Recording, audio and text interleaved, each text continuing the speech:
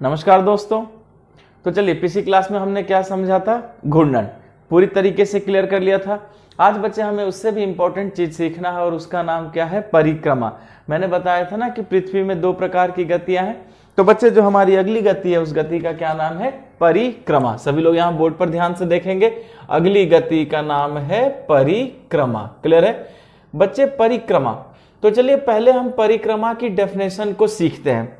आपको याद होगा कि मैंने आपको घूर्णन की डेफिनेशन जब बताया था, घूर्णन की परिभाषा, तो उसमें आपसे कहा था कि बस आपको सिर्फ एक शब्द को याद रखना है और वो क्या था, अक्ष। क्लियर है। उसी तरीके से बच्चे मैं यहाँ पर आपको कुछ ट्रिक सिखाऊंगा, बस आपको उतना ही याद रखना है और कुछ भी नहीं रटना, आप अपने आप प्रश्न को बना लेंगे। क्लियर है।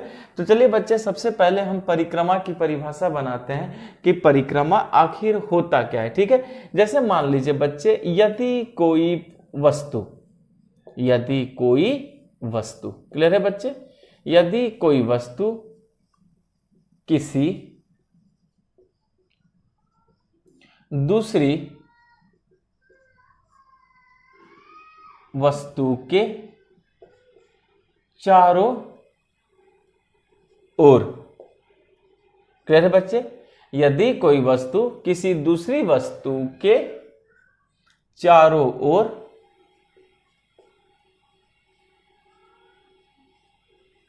एक निश्चित पथ पर, पथ मतलब बच्चे रास्ता, एक निश्चित पथ पर गति करे तो इसे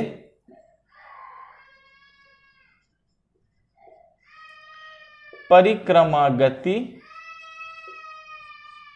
कहते हैं। क्लियर है ना। सभी बच्चे ध्यान दीजिएगा, मैंने परिभाषा आपके सामने लिखा है कि यदि कोई वस्तु किसी भी दूसरी वस्तु के चारों ओर एक निश्चित पथ पर, यानी बच्चे एक निश्चित रास्ते पर गति करे तो इसे ही क्या कहते हैं, परिक्रमण गति कहते हैं। तो बच्चे आपको सिर्फ इतना याद रखना है कि अगर कोई वस्तु किसी दूसरी वस्तु के चारों तरफ गति कर जाए तो हम उसे क्या कहेंगे, परिक्रमण गति। तो बस इतना केयर करना है बच्चे, तरीका कुछ भी हो, अगर कोई वस्तु किसी भी दूसरी वस्तु के चारों ओर घूम जाए तो फिर आप इसे क्या कहेंगे, इसे ही हम परिक्रमण कहेंगे। क्लियर है बच्चे। और रास्ता क्या होगा, निश्चित होगा। तो आपको बस इतना याद रखना है कि एक निश्चित पथ पर, एक रास्ते पर किसी भी वस्तु को दूसरी के चारों तरफ घूमना है, तरीका कुछ भी हो, आप उसे ही क्या कहेंगे बच्चे, परिक्रमण गति कहेंगे। अब अगर मैं इसका एग्जाम्पल आपको बताऊं जैसे, तो बच्चे एग्जाम्पल से ही हमारी बहुत चीज क्लियर हो जाती है। जैसे पृथ्वी, देखिए बच्चे मैंने पहले क्या लिखा, एग्जाम्पल, पृथ्वी द्वारा, क्लियर है बच्चे, यहां देखिए पृथ्वी द्वारा सूर्य, क्या है बच्चे, पहले मैंने क्या लिखा, पृथ्वी द्वारा सूर्य, और दूसरा एग्जाम्पल मैंने आपको दिया बच्चे, चंद्रमा द्वारा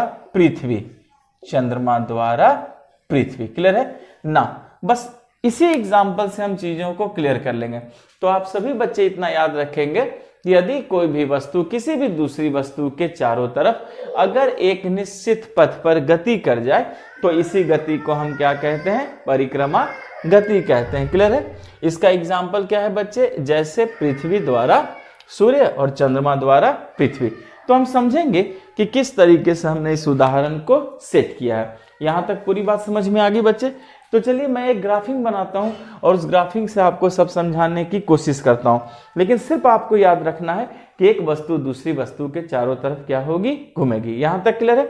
अच्छा, तो बच्चे एक ग्राफ बनाने से पहले मैं आपसे एक सवाल पूछता हूं, मुझे जरा आप बच्चे इसका आंसर देंगे कि जो हमारा सौर मंडल है, जो हमारा सौर परिवार है, क्लियर है, उसके केंद्र में कौन है। क्लियर है बच्चे।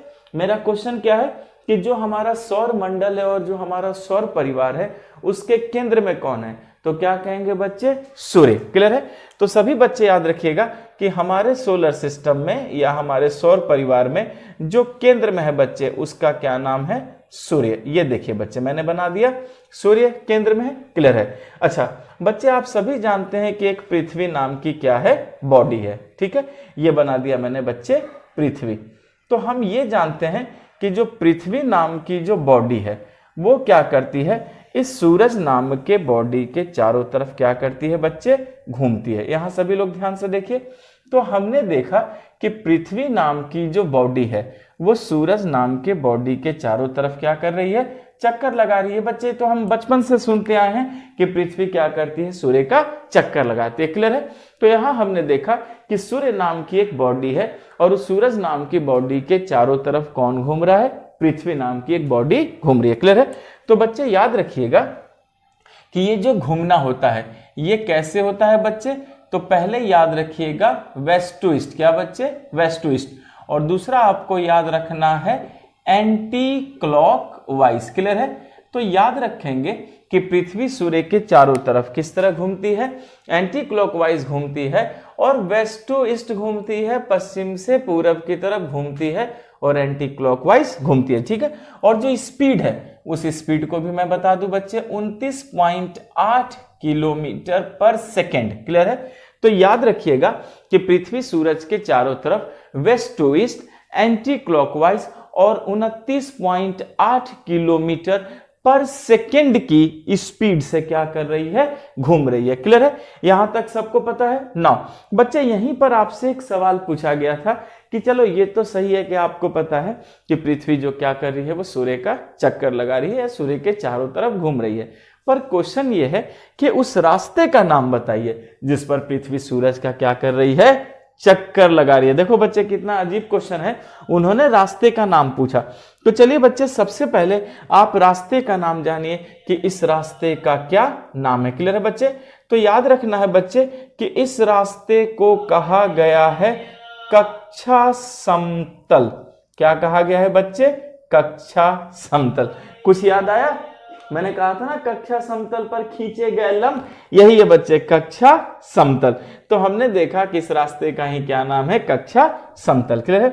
अच्छा, दूसरा नाम है बच्चे इस रास्ते का और वो नाम है दीर्घवृत्ताकार। क्या नाम है बच्चे? दीर्घवृत्ताकार। तो याद रखिएगा कि पृथ्वी सूर्य का चक्कर जिस रास्ते पर कर रही है उस रास्ते का ही नाम क्या है, कक्षा समतल या दीर्घवृत्ताकार। बच्चे इसके अंग्रेजी नाम भी आप जान लीजिए कि या तो ऑर्बिट कहते हैं या इसी को हम कहते हैं बच्चे प्लेन ऑफ एलिप्टिकल।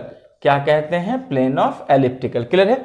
तो सभी बच्चे याद रखिएगा कि जिस रास्ते पर पृथ्वी सूरज का चक्कर लगाती है हम उसी रास्ते को क्या कहते हैं बच्चे, तो हम उसी रास्ते को कहते हैं कक्षा समतल।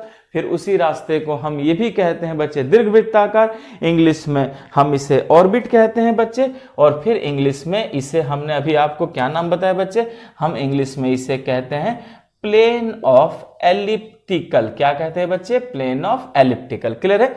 चलिए यहां आपको ये सारे नाम मिल चुके हैं। ओके बच्चे, अब यहां जरा केयर करो। मैंने सुना है कि हमारे नेचर में एक और बॉडी है बच्चे। क्या है? हमारे नेचर में एक और बॉडी है, आप जिसे क्या कहते हैं बच्चे? चंद्रमा कहते हैं। क्या कहते हैं? चंद्रमा। तो जरा सोचिए कि क्या चंद्रमा नाम की जो बॉडी है वो पृथ्वी के चारों तरफ चक्कर लगाती है? ध्यान से देखिए बच्चे, तो हमने देखा कि जो चंद्रमा नाम की बॉडी है, चंद्र जो है बच्चे, वो पृथ्वी के चारों तरफ क्या कर रही है? चक्कर लगा रही है। क्लियर है? अच्छा, अब प्रश्न है कि चंद्रमा किस तरह से चक्कर लगा रही है। तो बच्चे जो कॉन्सेप्ट मैंने ऊपर आपको दिया है यही कॉन्सेप्ट किसके लिए लागू हो रहा है? चंद्रमा के लिए भी लागू हो रहा है। क्लियर है?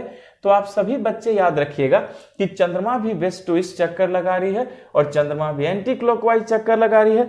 और जो रास्ते का नाम मैंने कक्षा समतल या दीर्घवृत्ताकार का है बच्चे, यही नाम किसके लिए आएगा? यही नाम चंद्रमा के लिए भी आएगा। पूरी बात समझ में आ गई?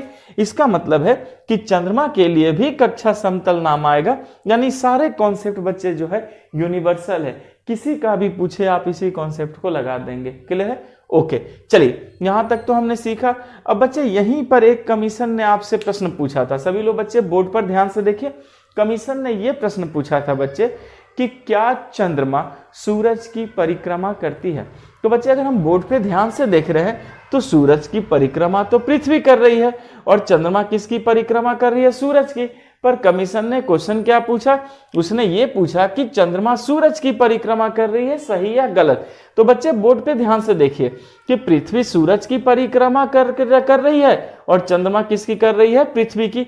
तो क्या मैं कहूं कि चंद्रमा भी तो पृथ्वी के घूमने के साथ साथ घूम गया सूरज के चारों तरफ। इसका मतलब क्या है बच्चे कि चंद्रमा भी सूरज की परिक्रमा करती है। और मैंने आपको क्या सिखाया था कि हमारे सोलर सिस्टम में सौर परिवार के केंद्र में कौन है, तो आपने क्या कहा था, सूर्य है। तो बच्चे जो केंद्र में है उसी का तो चक्कर लगेगा। क्या फर्क पड़ता है कि वो चंद्रमा है, मंगल है, बुध है या बृहस्पति है, जो भी होगा वो सूरज की परिक्रमा लगाएगा, क्योंकि सूरज ही क्या है बच्चे, केंद्र में। क्लियर है? सभी लोग बोर्ड पे ध्यान से देखिए कि चंद्रमा पृथ्वी का चक्कर लगा रहा है और पृथ्वी किसका चक्कर लगा रही है बच्चे, सूर्य का। तो चंद्रमा भी तो अपने आप इनडायरेक्टली सूर्य के चारों ओर घूम गया। इसका मतलब ये बात सही है कि चंद्रमा भी सूरज की क्या कर रहा है, परिक्रमा कर रहा है। यहां तक क्लियर है बच्चे? अच्छा, अब जरा सभी लोग ध्यान से देखना, मैं यहां से कुछ और आंसर निकालता हूं। क्लियर है बच्चे? ये देखिए, ये जो पृथ्वी है अगर ये घूमेगी तो क्या पृथ्वी घूमकर इस तरफ भी आएगी? यहां सभी बच्चे केयर कीजिएगा। बच्चे ये दो पृथ्वी नहीं है, पृथ्वी एक ही है। तो आप जरा सोचो कि ये पृथ्वी जो है घूमकर इस तरफ भी आएगी। क्लियर है? अच्छा, अब यहां मैंने क्या किया बच्चे कि ये सूर्य का क्या है, केंद्र है। ये देखिए बच्चे, अब मैंने सूर्य के केंद्र से एक लाइन खींचकर पृथ्वी को जोड़ दिया। देख रहे बच्चे, सूर्य के केंद्र से एक लाइन खींचकर पृथ्वी को जोड़ दिया। उसी तरह सूर्य के केंद्र से एक और लाइन खींचकर मैंने पृथ्वी को जोड़ दिया। क्लियर है? अच्छा, मैंने आपको पिछली क्लास में क्या बताया था कि सूरज और पृथ्वी के बीच की जो औसत दूरी है, कितनी बच्चे, औसत दूरी। तो मैंने आपको बताया था कि ये औसत दूरी कितनी है, 15 करोड़ किलोमीटर है। क्लियर है? मैंने आपको बताया था बच्चे कि पृथ्वी और सूरज के बीच की जो औसत दूरी कितनी है, तो आप लोगों ने क्या सीखा था, 15 करोड़ किलोमीटर। क्लियर है?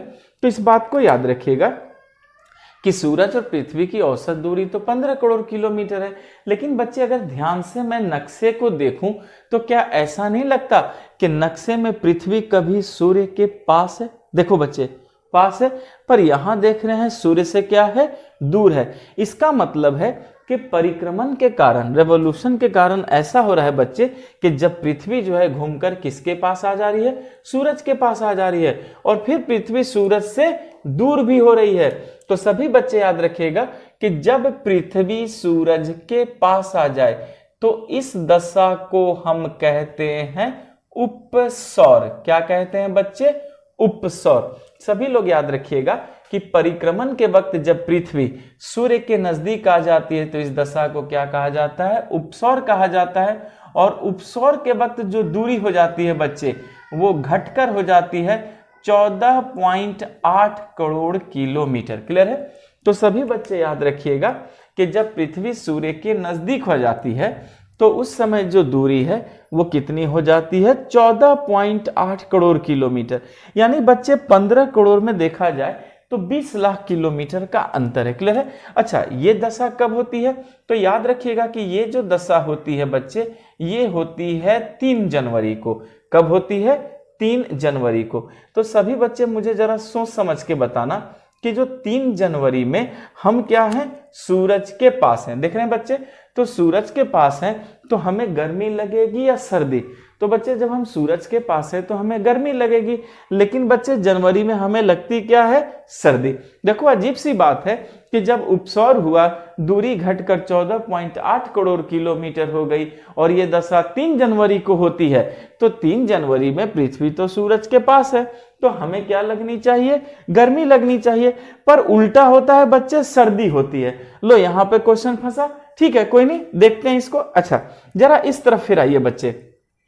अब हम इस तरफ आते हैं तो देख रहे हैं कि पृथ्वी सूरज से क्या है, दूर है।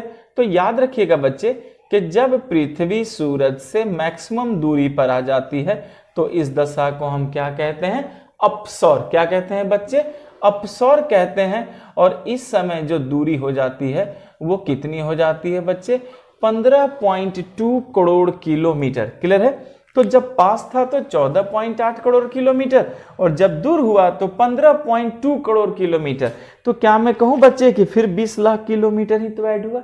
देख रहे हैं ना बच्चे, यानी यहाँ 20 लाख कम हो रहा है, यहाँ 20 लाख किलोमीटर बढ़ रहा है, तो ये 15.2 किलोमीटर। अच्छा, अब ये दशा कब होती है उपसौर की? तो बच्चे जब ये दशा मैंने देखा तो ये दशा मुझे मिला 4 जुलाई को। कब मिला बच्चे? 4 जुलाई को। तो इसका मतलब है कि जुलाई में हम सूरज से क्या है बच्चे? मैक्सिमम दूरी पर है, अधिकतम दूरी पर है, तो हमें गर्मी लगनी चाहिए या सर्दी? तो क्या लगनी चाहिए? सर्दी। पर होता तो अच्छा है बच्चे कि हमें क्या लगता है, तो हमें 4 जुलाई को तो बच्चे उल्टी गर्मी लगती है, सर्दी तो लगती नहीं। तो बच्चे जरा देखो, जब सूरज के पास है तो सर्दी लग रही है, और जब सूरज से दूर है तो गर्मी लग रही है, होना तो उल्टा चाहिए।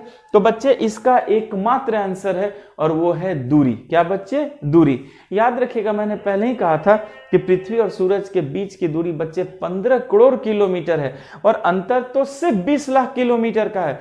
तो 20 लाख किलोमीटर दूरी से बच्चे सर्दी और गर्मी पर ज्यादा प्रभाव नहीं पड़ पाता। फिर भी सभी बच्चे याद रखिएगा, एक आपको इंपॉर्टेंट डाटा दे रहा हूं बच्चे, कि यहां पर आपको 7%, कितना बच्चे? 7% सर्दी कम लगती है। यानी जितनी सर्दी लगनी चाहिए उससे 7% सर्दी कम लगती है। और बच्चे याद रखिएगा कि उसी तरह यहां पर क्या है बच्चे, कि आपको जितनी गर्मी लगनी चाहिए उससे 7% गर्मी क्या हो जाती है? कम लगती है। तो हमने देखा कि जनवरी में हमें 7% सर्दी कम लगी, और यहां भी बच्चे आपको 7% गर्मी कम लगती है इस वजह से। क्लियर है बच्चे? चलिए यहां तक तो हमने सीख लिया। अच्छा बेटा, एक केयर कीजिएगा जरा एक बात को, इस रेखा के बारे में सभी लोग ध्यान से देखिए। इस रेखा के बारे में बच्चे देख रहे हैं, ये रेखा सूर्य के केंद्र से निकल रही है, यहां सभी लोग देखिए, और किसको दिखा रही है? उपसौर और अपसौर को। देख रहे हैं बच्चे? तो ये रेखा एक तो सूर्य के केंद्र से दिख रही है, और उस पर से ये आपको दिखा रही है उपसौर और अपसौर को। तो सभी बच्चे याद रखिएगा कि वह काल्पनिक रेखा जो सूरज के केंद्र से निकले, किससे बच्चे? सूरज के केंद्र से निकले, तथा उपसौर और अपसौर को दिखाए। किसे दिखाए बच्चे? उपसौर और अपसौर को। यहां देखिए बच्चे, मैं और इसको एकदम क्लियर कर देता हूं। ये देखिए उपसौर, और यहां देखिए यहां क्या है बच्चे? अपसौर। तो अब सभी लोग याद रखेंगे कि वह काल्पनिक रेखा जो सूर्य के केंद्र से गुजरे तथा उपसौर और अपसौर को दिखाए, उसी काल्पनिक रेखा को हम क्या कहेंगे बच्चे? तो हम उसे कहेंगे एपेसाइड रेखा। क्या कहेंगे बच्चे? एपेसाइड रेखा। चलिए ये बात समझ में आ गई। अब जरा चंद्रमा की ओर आते हैं। बच्चे कल्पना करो कि क्या ये जो चंद्रमा है ये घूमकर इस तरफ नहीं आएगी? तो बच्चे चलिए कल्पना करते हैं कि जो चंद्रमा है वो घूमकर इस तरफ भी आई। क्लियर है? अच्छा, अब जरा यहां की दूरी और यहां की दूरी देखो बच्चे, क्या कुछ अंतर आया? फिर आया। यहां देखा गया कि चंद्रमा जो है वो क्या है बच्चे? पृथ्वी के पास है। तो सभी बच्चे याद रखिएगा कि जब चंद्रमा पृथ्वी के पास होता है तो इस दशा को उपभू कहते हैं। क्या कहते हैं बच्चे? उपभू। और जब चंद्रमा पृथ्वी से दूर हो जाए तो फिर इस दशा को क्या कहते हैं बच्चे?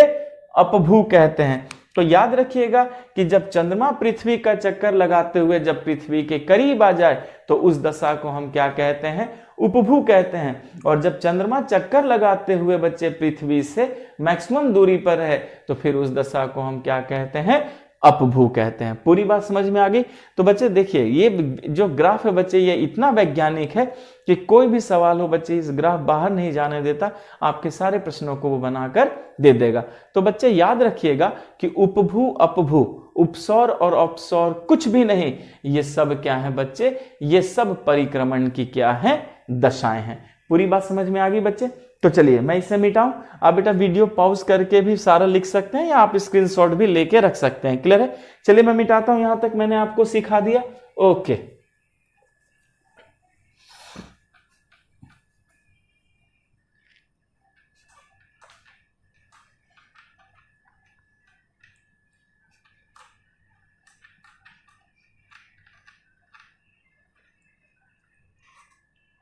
ना अब बच्चे सभी लोग केयर कीजिएगा। कि मैंने आपसे क्या कहा था कि पृथ्वी जो झुककर है वो क्या कर रही है, सूरज का चक्कर लगा रही। क्लियर है। लेकिन बच्चे मैंने आपको क्या बताया था, मैंने आपको पिछली क्लास में ये बताया था कि जो पृथ्वी है वो क्या है बच्चे, झुकी हुई है, यही बताया था आपको। ठीक है, तो हमने देखा कि पिछली क्लास में हमने क्या सीखा था, पृथ्वी झुकी हुई है। क्लियर है बच्चे, और सूर्य की परिक्रमा कर रही है, और सूर्य की क्या कर रही है, परिक्रमा कर रही है, यही अभी आपने सीखा बच्चे। तो हमने देखा कि पृथ्वी झुककर क्या करती है, सूर्य की परिक्रमा करती है। तो क्या मैं कहूं बच्चे कि ये जो हमारी पृथ्वी है वो सूर्य के लिए भी झुकाव रखती है।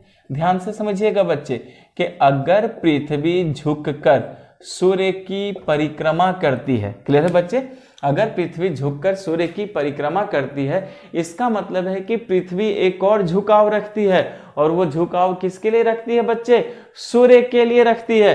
तो आपसे ये भी तो पूछा जाएगा कि पृथ्वी का वो झुकाव बताइए जो सूर्य के लिए, क्योंकि बच्चे केयर कीजिए, मान लीजिए ये मेरी जो मुट्ठी है सूर्य है, और ये जो पेन है बच्चे ये अर्थ है। क्लियर है। तो अर्थ ऐसे झुकी हुई है, कितने डिग्री, 23.5 डिग्री। तो अर्थ 23.5 डिग्री झुककर सूरज का चक्कर लगा रही है। तो ध्यान से देखा जाए अर्थ तो खुद सूरज के लिए भी झुकी हुई है, और विज्ञान कहता है कि अगर आप किसी के लिए झुके हैं इसका मतलब वो एक एंगल है, इसका मतलब वो एक कोण है। इसका मतलब है बच्चे पृथ्वी पर एक और कोण है, और वो कोण किसके लिए है, सूर्य के लिए है। तो बच्चे पहले याद रखिएगा कि पृथ्वी और सूर्य के बीच की दूरी 15 करोड़ किलोमीटर है। क्या पॉसिबल है 15 करोड़ किलोमीटर दूर जाकर हम एंगल मापना? इसका मतलब हमें पता करना होगा पहले कि एंगल मापा कैसे गया, और पता कैसे चला कि यही पृथ्वी का क्या है, सूर्य के लिए झुकाव है। यहां तक पूरी बात समझ में आई बच्चे? तो चलिए मैं एक ग्राफ बनाता हूं और उससे इस चीज को हम तुरंत सीखते हैं। क्लियर है। तो सूर्य के लिए झुकाव हमें पता करना है। क्लियर है बच्चे।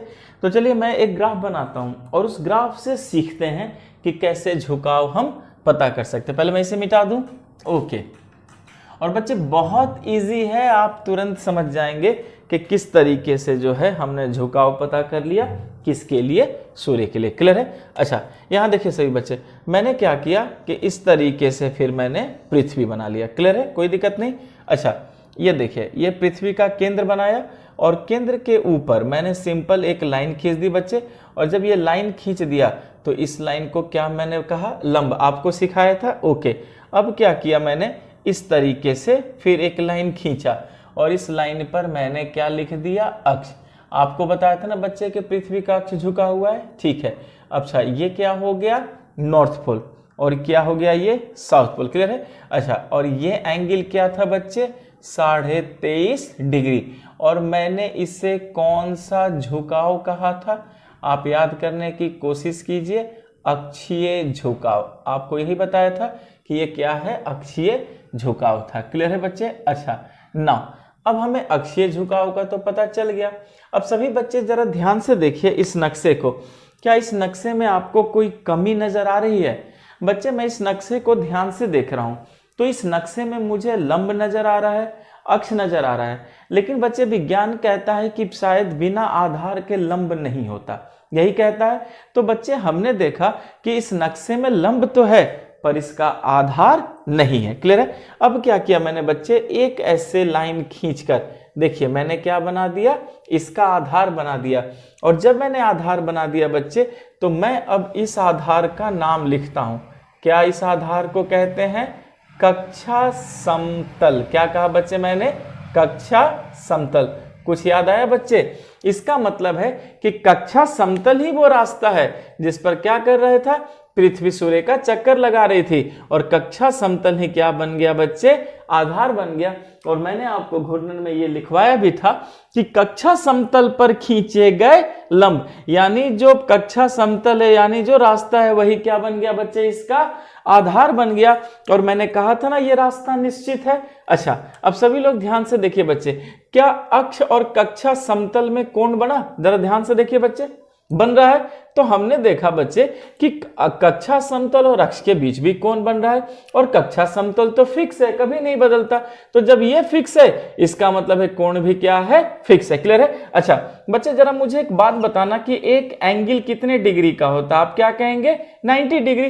तो मैंने इस चीज को यहां देखा बच्चे, एकदम ऐसा ही लग रहा है। अच्छा कितना एंगल निकल चुका है? 23.5 डिग्री।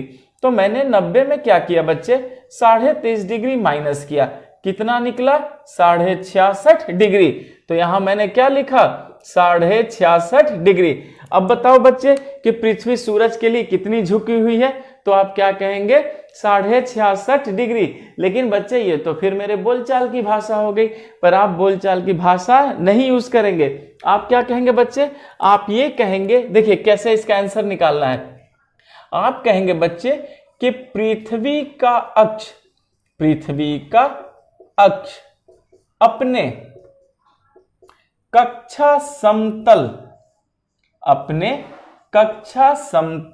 के साथ, दिख रहा है बच्चे? यहां सभी लोग केयर कीजिएगा कि पृथ्वी का अक्ष अपने कक्षा समतल के साथ 66.5 डिग्री का कोण बनाता है। 66.5 डिग्री का कोण बनाता है, जिसे हम पृथ्वी का कक्षीय झुकाव कहते हैं। कौन सा झुकाव बच्चे?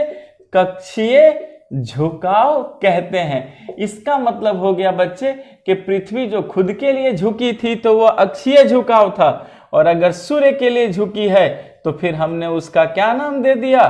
कक्षीय झुकाव। यानी कि पृथ्वी पर दो झुकाव हैं, एक अक्ष का झुकाव और दूसरे कक्ष का झुकाव। तो बच्चे पृथ्वी जो अपने अक्ष पर झुकी हुई है तो वो अक्षीय झुकाव है, और झुककर जो पृथ्वी का सूर्य का चक्कर लगा रही है बच्चे, उसे क्या कहा गया? कक्षीय झुकाव। तो देख सकते हैं बच्चे।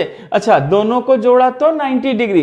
अगर यही चीज यहां दिखाता बच्चे तो भी 90 डिग्री, यहां दिखाता तो भी 90 डिग्री, इधर दिखाता तो भी 90 डिग्री। 90 90 90 90, चतुर्भुज के चारों कोनों का योग 360 डिग्री।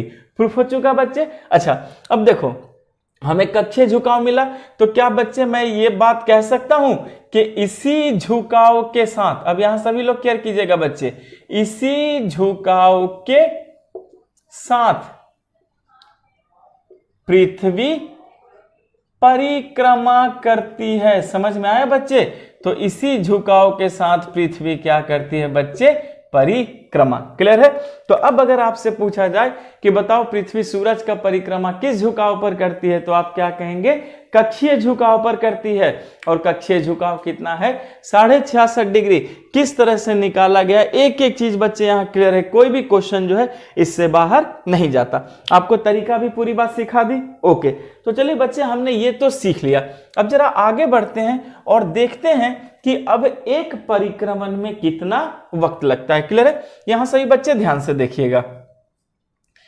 एक परिक्रमा काल बराबर, क्लियर है? तो बच्चे याद रखना है 365 दिन 5 घंटे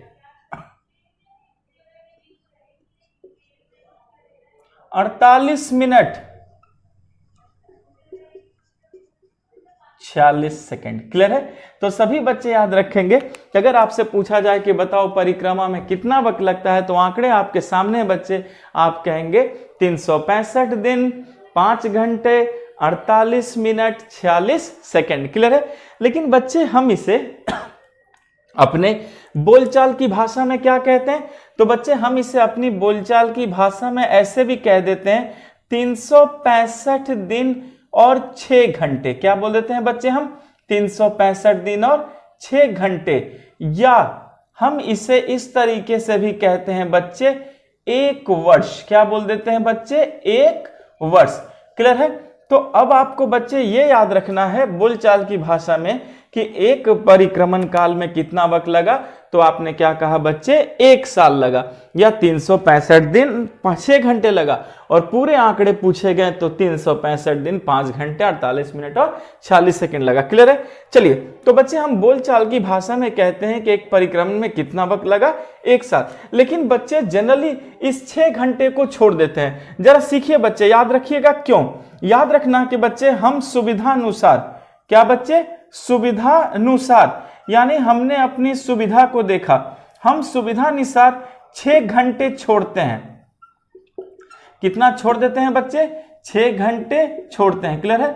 और अगले चौथे वर्ष में, यहां याद रखना है बच्चे, अगले चौथे वर्ष में इसे 24 घंटे, कितना बच्चे, 24 घंटे बनाते हैं। आप समझ पा रहे हैं बच्चे, 6 चौके क्या हो गया, 24। तो हमने देखा कि हम सुविधा के लिए 6 घंटों को छोड़ते हैं, और अगले चौथे वर्ष में क्या 4 से गुना कर लेंगे बच्चे, तो 24 घंटे बनाते हैं। या मैं ये कहूं बच्चे कि 24 घंटे का मतलब है 1 दिन बनाते हैं। ठीक है, तो हम 24 घंटे बनाते हैं या 1 दिन बनाते हैं। क्लियर है बच्चे? अच्छा, अब यहां देखिए, फरवरी में 1 दिन जोड़ते हैं। फरवरी में 1 दिन क्या कर दिया बच्चे, हमने जोड़ दिया, जोड़ते हैं, और वर्ष कितने दिन का हो गया, तो सभी बच्चे केयर करना, वर्ष 366 दिन का हो जाता है। क्लियर है बच्चे? तो सिंपल सी बात है कि अगर हमने अपनी सुविधा अनुसार 6 घंटे को छोड़ा, तो अगले चौथे वर्ष में आप 4 से गुना करेंगे तो क्या होगा, 24 घंटे हो जाएगा। अब वो 24 घंटे का मतलब क्या होता है बच्चे, 1 दिन होता है। अब उस 1 दिन को हमने किस मंथ में जोड़ दिया, फरवरी में। और जैसे बच्चे फरवरी में हमने 1 दिन जोड़ा, तो फरवरी कितने दिन का हो जाता है, जोड़ते ही फरवरी हो जाता है बच्चे 29 दिन का। देखते हैं 29 दिन हो जाते हैं। अच्छा, और वर्ष कितने दिन का हो गया, 366 दिन। और बच्चे इसे ही हम क्या कहते हैं, इसे ही आप कहते हैं लीप ईयर। क्या कहते हैं बच्चे, लीप ईयर, या इसको हिंदी में हम कहते हैं अधिवर्ष कहते हैं। क्लियर है बच्चे? तो सभी लोग याद रखिएगा कि हम इसे ही लीप ईयर या अधिवर्ष कहते हैं। क्लियर है? तो हर 4 साल पर क्या आता है बच्चे, लीप ईयर या अधिवर्ष। तो आपको याद रखना है कि ये जो लीप ईयर या ये जो अधिवर्ष है, ये हम अपनी सुविधा के लिए बनाते हैं। क्लियर है? अच्छा, तो बच्चे चलिए अब अपने बोलचाल की भाषा में बात करते हैं। बोलचाल की भाषा ये है बच्चे कि मुझे ये बताइए परिक्रमण में कितना वक्त लगा, तो आप क्या कहेंगे, 1 वर्ष, 1 साल। क्लियर है? तो मुझे ये बताइए कि 1 साल में पृथ्वी पर आप क्या परिवर्तन महसूस करते हैं, तो क्या कहेंगे बच्चे। तुरंत हमारे दिमाग में क्या आता है, ऋतु, गर्मी, सर्दी, जाड़ा, बरसात जैसी बात। क्लियर है? इसका मतलब है बच्चे कि 1 साल में ऋतु बदल रही है, तो क्या मैं कहूं कि परिक्रमण के कारण ही पृथ्वी पर ऋतुएं बदलती हैं। तो याद रखना है बच्चे कि इसी के कारण, यानी के परिक्रमण के कारण, इसी के कारण पृथ्वी पर क्या होता है बच्चे, ऋतु परिवर्तन होता है। पूरी बात समझ में आ गई? तो अगर अब आपसे पूछा जाए कि बताइए पृथ्वी पर ऋतु परिवर्तन क्यों होता है, तो आप कहेंगे पृथ्वी पे ऋतु परिवर्तन इसकी परिक्रमण गति के कारण होता है। और जो परिक्रमण गति है बच्चे, वो पूरे साल के दौरान होती है। यहां तक पूरी बात समझ में आ गई?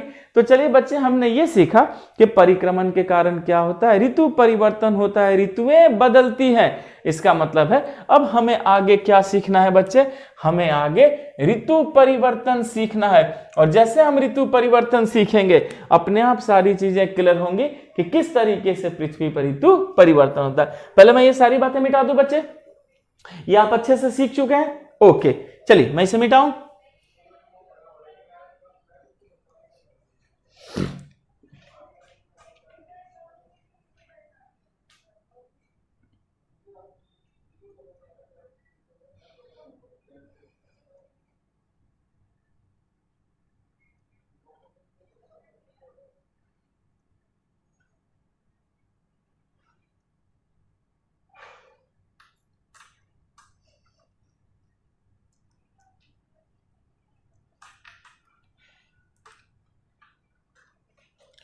अब बच्चे, मैं अभी आपको ज्योग्राफी की एक सबसे इंपॉर्टेंट लाइन दिखवाने जा रहा हूं। इसको कोई भी बच्चा नहीं भूलेगा। पूरी ज्योग्राफी की क्लास में मैं बार बार इसी पॉइंट को दोहराऊंगा और बच्चे इस पॉइंट को बस याद रखना, ये इतना इंपॉर्टेंट पॉइंट है। क्लियर है? चलिए बच्चे यहां सभी लोग ध्यान से देखिएगा जो मैं लिख रहा हूं। मैंने ये लिखा बच्चे कि पृथ्वी के मध्य भाग में, पृथ्वी के मध्य भाग में, किस भाग में बच्चे? मध्य भाग में। मध्य भाग मतलब बीचों बीच। तो मध्य भाग में क्या मैं ऐसे कहूं कि या 0 डिग्री अक्षांश पर? एकदम सही बच्चे। क्या मैं ये भी कहूं कि या भूमध्य रेखा पर? क्योंकि बीच में क्या है? भूमध्य रेखा ही तो है। Very good. तो क्या ये भी कहा जाए बच्चे या विषुवत रेखा पर? देखो सारे नाम वही हैं, जैसा मैंने आपको पहले भी बताया, वो कुछ भी लिख सकते हैं। क्लियर है? तो सभी बच्चे याद रखिएगा कि पृथ्वी के मध्य भाग में या 0 डिग्री अक्षांश पर या भूमध्य रेखा पर या विषुवत रेखा पर, सब एक ही नाम है बच्चे। क्लियर है? विषुवत रेखा पर सूर्य की रोशनी, किसकी रोशनी बच्चे? सूर्य की रोशनी सालों भर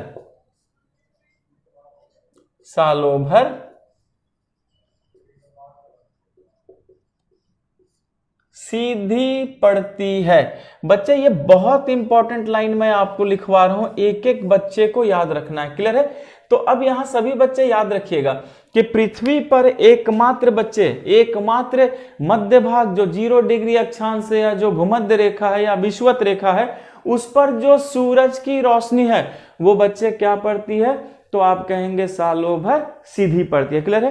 तो सभी बच्चे याद रखिएगा कि पृथ्वी पर विषुवत रेखा, भूमध्य रेखा या 0 डिग्री अक्षांश एकमात्र जगह है बच्चे जहां पर सूरज की रोशनी क्या पड़ती है? सालों भर सीधी पड़ती है। क्लियर है? अच्छा चलिए बच्चे कल्पना करते हैं कि ये जो है विषुवत रेखा है। अब यहां पर सभी बच्चे केयर कीजिएगा कि ये क्या कर दिया मैंने? पृथ्वी बना दिया। ओके नाउ अब बच्चे इसको एकदम 3D इंपोज करना है। ये क्या है? 0 डिग्री लैटिट्यूड। क्लियर है? अच्छा ये मैंने क्या बना दिया? सूर्य। अब सभी बच्चे ध्यान से देखना, तो सूर्य की रोशनी पृथ्वी के मध्य भाग में, तो बच्चे यही मध्य भाग है। अगर मैं इसको ऐसे 3D में दिखाऊंगा तो बेटा ऐसे नजर आएगा। ठीक है, तो हमने देखा कि पृथ्वी के मध्य भाग में सूरज की रोशनी क्या पड़ रही है? सीधी पड़ रही है। एक दिन या सालों भर, तो आप क्या कहेंगे बच्चे? सालों भर, पूरे वर्ष। तो जरा एक बात बताओ, अगर पूरे वर्ष रोशनी सीधी पड़ेगी तो जो तापमान है वो कम होगा या ज्यादा होगा? तो क्या बोलिएगा बच्चे? ज्यादा होगा। एक दिन या सालों भर? सालों भर। Very good. तो तापमान ज्यादा होगा सालों भर। अच्छा अब बच्चे तापमान ज्यादा होगा तो गर्म लगेगी या ठंडी? तो क्या बोलेंगे? गर्म। एक दिन या सालों भर? सालों भर। और बच्चे गर्म लगेंगे तो यहां गर्मी की ऋतु होगी या सर्दी की ऋतु? तो क्या कहेंगे? गर्मी की ऋतु। एक दिन या सालों भर? तो क्या कहेंगे बच्चे? सालों भर। तो याद रखिएगा सभी लोग कि पृथ्वी पर भूमध्य रेखा, विषुवत रेखा एकमात्र ऐसी जगह है बच्चे जहां सालों भर किसकी ऋतु होती है? गर्मी की ऋतु होती है। क्लियर है? ये क्वेश्चन आ चुका है बच्चे कि पृथ्वी पर बताओ कहां सालों भर गर्मी की ऋतु होती है? तो आप क्या कहेंगे? भूमध्य रेखा पर। क्यों? क्योंकि सूरज की रोशनी यहां सालों भर सीधी पड़ती है। अच्छा बच्चे मान लीजिए इस क्वेश्चन को इस तरह से पूछा जाए कि बताओ पृथ्वी पर ऐसी कौन सी जगह है जहां ऋतु नहीं बदलती? तो भी क्या कहेंगे? भूमध्य रेखा पर। क्योंकि बच्चे अगर सालों भर गर्मी की ऋतु होगी तो क्या यहाँ ऋतु बदली? नहीं। इसका मतलब है बच्चे कि भूमध्य रेखा पर सालों भर गर्मी की ऋतु होती है। दूसरी बात, भूमध्य रेखा पर ऋतु परिवर्तन नहीं होता। अच्छा बच्चे मान लीजिए अगर वो ये पूछें कि बताओ ऐसा पृथ्वी का कौन सा भाग है जो हमेशा सूरज के सामने होता है? तो भी क्या कहेंगे? भूमध्य रेखा। देख रहे हैं बच्चे, यानी भूमध्य रेखा ही वो जगह है जो हमेशा सूरज के सामने होता है। अच्छा बच्चे इसको इस तरह से भी तो कह सकते हैं कि कहां पर सूरज की रोशनी सालों भर 90 डिग्री होती है? तो भी क्या कहेंगे? भूमध्य रेखा पर। अच्छा कौन सा पृथ्वी का भाग है जो हमेशा सूरज के सामने होता है? तो भी क्या कहेंगे? भूमध्य रेखा। अच्छा ऐसी कौन सी जगह है बच्चे जहां परछाई, शैडो सालों भर सबसे छोटी बनती है? तो भी क्या कहेंगे, भूमध्य रेखा पर, क्योंकि बच्चे अगर सूरज की रोशनी सीधी पड़ेगी तो आपकी परछाई क्या होगी, सबसे छोटी होगी। तो सभी लोग याद रखना है कि पृथ्वी पर भूमध्य रेखा एकमात्र ऐसी जगह है बच्चे जो हमेशा सूरज के सामने होता है। सूरज हमेशा सिर पे होता है, सूरज हमेशा 90 डिग्री पर होता है और यहाँ सालों भर तापमान ज्यादा होता है, सालों भर गर्मी होती है, इसलिए यहाँ सालों भर क्या पाई जाती है, गर्मी की ऋतु पाई जाती है। और दूसरा बच्चे यहाँ पर ऋतु परिवर्तन नहीं होता। पूरी बात एकदम समझ में आ गई। लेकिन बच्चे अब एक प्रॉब्लम है। प्रॉब्लम क्या है कि मुझे ये बताइए कि ऋतु एक्चुअली है क्या। बच्चे मुझे लगता है कि ऋतु एक्चुअली कुछ नहीं, वो सूरज की रोशनी है। कैसे? अगर मान लीजिए मैं सूरज की रोशनी बढ़ा दूं तो क्या तापमान नहीं बढ़ेगा, तो गर्मी लगेगी। और अगर सूरज की रोशनी घटा दूं तो फिर तापमान घट जाएगा, तो फिर क्या लगेगी, सर्दी लगेगी। इसका मतलब है कि सूरज की रोशनी का बढ़ना गर्मी है और सूरज की रोशनी का घटना क्या है, सर्दी है। सिंपल। अब बच्चे जरा इस ग्राफ को फिर से ध्यान से देखिए। इस ग्राफ में मैं ये दिखा रहा हूं कि सूरज की रोशनी जो है वो भूमध्य रेखा पर क्या है, एकदम सीधी है। एक दिन या सालों भर, सालों भर। तो बच्चे जब यहां सीधी है तो क्या रोशनी कांस्टेंट नहीं होगी एक ही जगह? निश्चित। अगर रोशनी सालों भर एक ही जगह सीधी पड़ रही है, इसका मतलब है रोशनी एक ही जगह क्या हो गई, कांस्टेंट हो गई, फिक्स हो गई। तो क्या बच्चे रोशनी में कोई उतार या चढ़ाव हो रहा है? नहीं। क्या तापमान में कोई उतार या चढ़ाव हो रहा है? नहीं। तो क्या गर्मी और सर्दी हो रही है? नहीं। तो फिर ऋतु बदली कैसे? तो बेटा क्वेश्चन यही फंस गया कि जब पृथ्वी की रोशनी एक जगह फिक्स हो गई है तो फिर ऋतु परिवर्तन कैसे होगा। नाउ यही बात सीखना है बच्चे। मैंने आपसे कहा था कि ऋतु परिवर्तन परिक्रमण के कारण हो रहा है। क्या यहां परिक्रमण की बात हुई? नहीं हुई। चलिए अब देखो बच्चे कैसे ऋतु परिवर्तन हो रहा है। चलिए पहले मैं इसे मिटाऊं। सीख चुके आप? ओके। अब बच्चे इसी लाइन में आगे जोड़ना है, याद रखना है, कुछ भी चेंज नहीं करना। चलिए अब देखिए यहां पर मैंने क्या लिखा बच्चे, किंतु